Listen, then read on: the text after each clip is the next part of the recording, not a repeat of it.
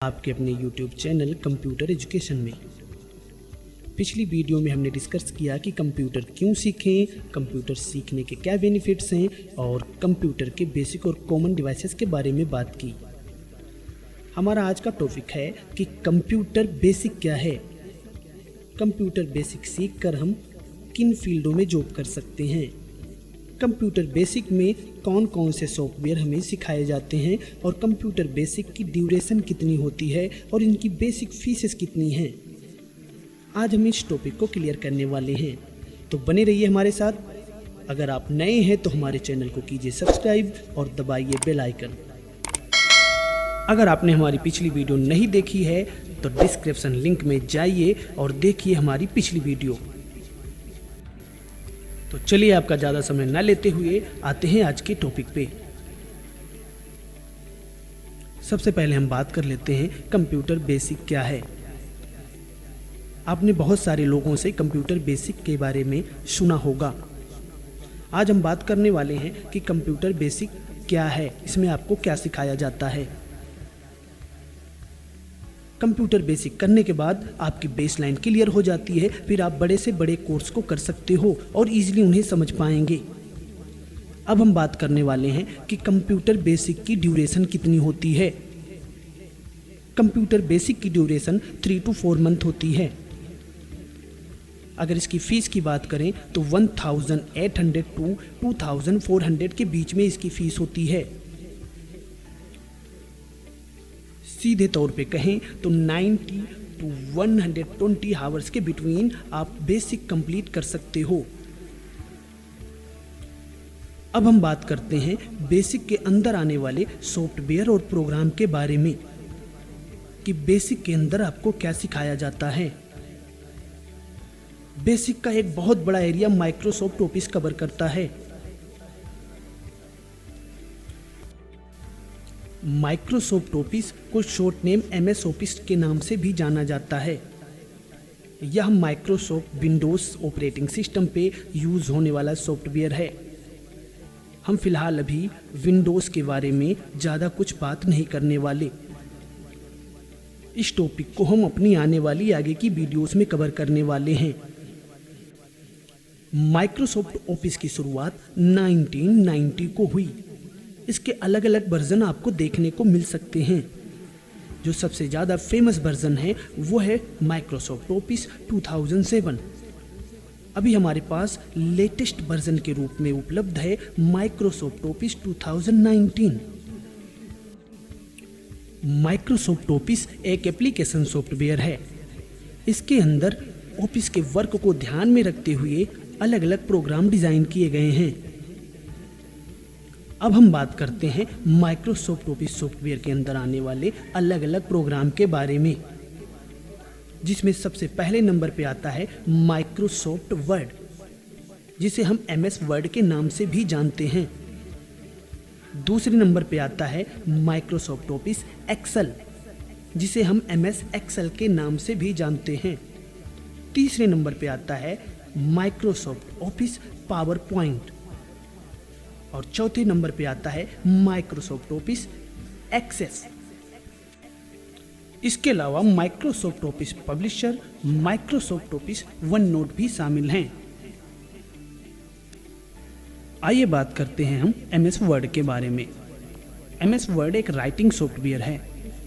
इसमें हम resume, CV, notice, application, blogging से रिलेटेड डॉक्यूमेंट बना सकते हैं।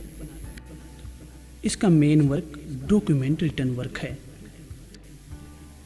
अब आइए दूसरे नंबर पे आने वाले प्रोग्राम MS एक्सेल के बारे में बात करें। MS एक्सेल को सेपरेट शीट के नाम से भी जाना जाता है। इसमें रो और कॉलम की मदद से डाटा एंट्री की जाती है। इसका मेन वर्क डाटा एंट्री, फॉर्मूलों की मदद से एक लॉन्ग डेटा को कैलकुलेट करके उसका सही आंसर निकालना होता है। अगर हमें बेसिक करके कंप्यूटर एरिया या कंप्यूटर फील्ड में जॉब करनी है तो हमारी एक्सेल की बहुत अच्छी प्रैक्टिस होनी चाहिए। आप ऐसा बोल सकते हो कि कंप्यूटर बेसिक में एक्सेल का एक बहुत बड़ा योगदान है। किसी भी ऑफिस एरिया में अगर आपको जॉब करनी है तो आपको एक्सेल की अच्छी प्रैक्टिस करनी होगी। तीसरे नंबर का प्रोग्राम है माइक्रोसॉफ्ट ऑफिस पावर पॉइंट। इसे हम पीपीटी के नाम से भी जानते हैं। इसका विशेष वर्क होता है प्रेजेंटेशन बनाने का। स्लाइड शो की मदद से हम यहाँ पे प्रेजेंटेशन क्रिएट कर सकते हैं। कस्टम एनिमेशन के ऑप्शन का यूज करके हम अपनी प्रेजेंटेशन को और भी अट्रैक्टिव बना सकते हैं।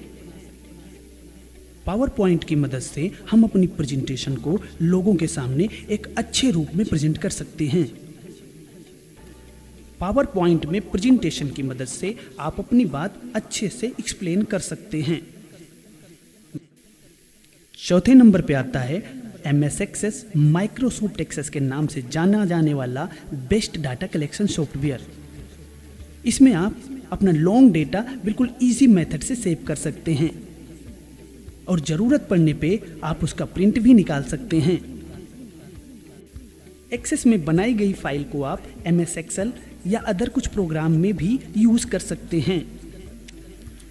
पांचवें नंबर पे आता है आउटलुक। आउटलुक की मदद से आप इजीली मेल कर सकते हैं। अपनी ईमेल आईडी के जरिए आप यहाँ पे साइन इन हो सकते हैं। आपको आने वाली सारी मेल आपको आपके कंप्यूटर पे रिसीव होंगी।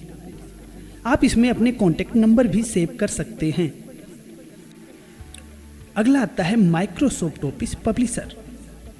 इसकी मदद से आप बने बनाए e books, brochures, magazines, flyers, reports वगैरह के फॉर्मेट रिसीव कर सकते हैं और इजीली क्रिएट कर सकते हैं। अगला आता है Microsoft office one note application की मदद से बहुत ही आसान तरीके से अदर एप्लीकेशन या वेब पेज में हैंड रिटन नोट को पुट किया जा सकता है। तो ये था हमारा माइक्रोसॉफ्ट ऑफिस। अब बात करते हैं इसके अलावा हमें बेसिक में और क्या सीखने को मिलने वाला है। सबसे पहले आपकी माउस की प्रैक्टिस कराई जाती है, उसके बाद आपकी टाइपिंग की प्रैक्टिस कराई जाती है, उसके बाद आपको MS पेंट नामक सॉफ्टवेयर सिखाया जाता है। MS पेंट की मदद से आप ड्राइंग ड्रॉ कर सकते हो, सिंपल फॉर्मेट में वर्ड टाइप करके उसका प्रिंट आउट निकाल सकते हो, पिक्चर का साइज कंप्रेस कर सकते हो। इसके अलावा बेसिक में आपको वर्डपैड नामक सॉफ्टवेयर भी सीखने को मिलता है। वर्डपैड एक बेसिक सॉफ्टवेयर है। MS वर्ड करने से पहले आपकी प्रैक्टिस करवाई जाती है। वर्डपैड की मदद से आप सिंपल फॉर्मेट में डॉक्यूमेंट टाइप करके उसका प्रिंट निकाल सकते हो। इसके अलावा आपको कंट्रोल पैनल की सेटिंग्स भी कराई जाती हैं।